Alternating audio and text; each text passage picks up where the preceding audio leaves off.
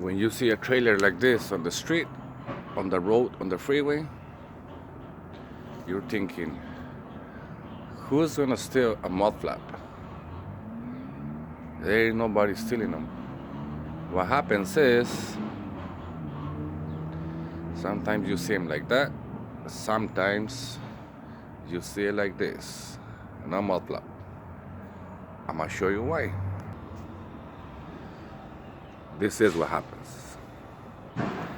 The mud flap gets in between the parking block and the tire. When they're moving him to the parking lot, and he gets wedged in between, and it just comes right off.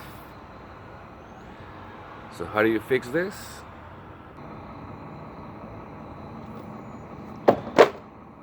New mud flap, 4-inch. That's what I'm gonna be cutting with this.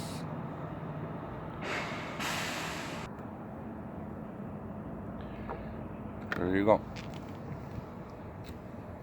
Let's just remove 4 inches. So it's gonna look like this.